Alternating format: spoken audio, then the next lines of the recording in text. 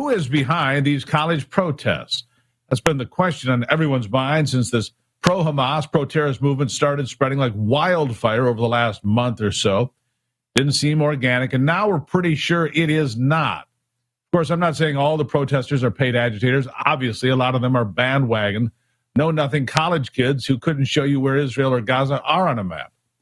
Heck, they might not even be able to show you where America is on a map. That's how far gone our educational system really is. So obviously, they're not the ones organizing and funding the nationwide uprisings.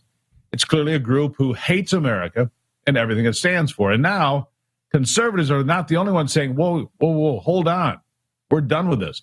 The New York Police Department saying it as well. Listen to this. I believe about 99% are students. And, Chief Shell's going to talk about some of the literature and the leaflets that we found at both of these sites, one being here at the new school, the other one being at the NYU. I just want to say, and I said it before, there is somebody behind this movement. There is some organization behind this movement. The level of organization that we're seeing in both of these encampments here and at Columbia, leaflets on how to protest, leaflets on how to commit civil disobedience, leaflets on what to do when you get arrested, leaflets on what to say to the police when they ask you. There is somebody funding this. There is somebody radicalizing our students, and our Deputy Commissioner of Counterterrorism and Intelligence will find out who it is, and we're going to be asking them some questions when we do. And they went on to show that some of that literature is being handed out to the students at these various places. Listen to this.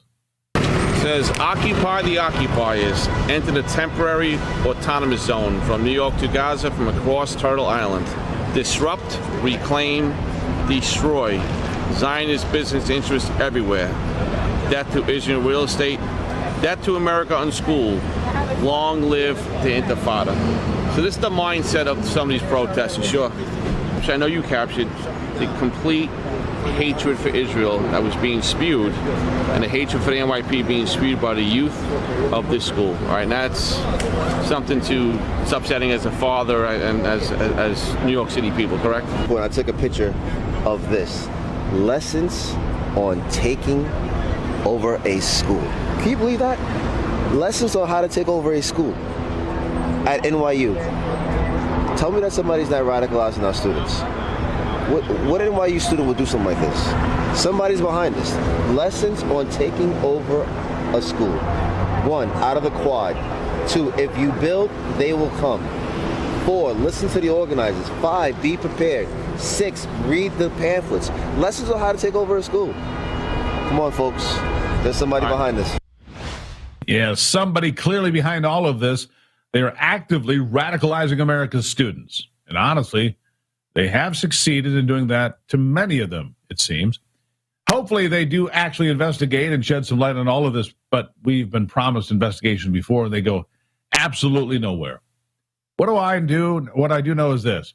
The FBI should be investigating all of this, especially with all the known Islamic terrorists that have crossed our borders under Joe Biden's administration, that southern border wide open, as you know.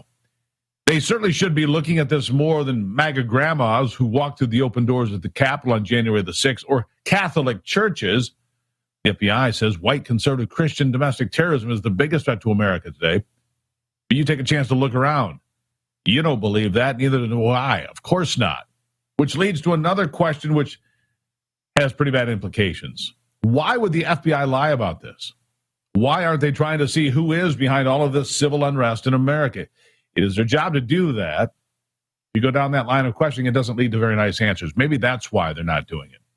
And I wanted to bring up the FBI because now we have an image of leftist domestic terrorist and Barack Obama's buddy, Bill Ayers. He was a domestic part of the terror group Weather Underground. It bombed the U.S. Capitol, the Pentagon, a whole host of other buildings, over 25 in all. They themselves were an offshoot of the Students for a Democratic Society, a socialist movement made up of college kids from the 1960s. You see where this is all going, don't you? It's really not about Palestine at all. It's about bringing Marxism to the United States and enforcing it. And apparently, fine with that. And for Marxists, socialists, and communists, it's always been what it's all about. They want to corrupt and eventually topple and destroy the free capitalist society of the United States. Make it a communist nation. They don't care if it makes everything worse for everyone or if it's morally right. They don't care about such things. They just want to win. Damn the consequences. They're visionaries, you see.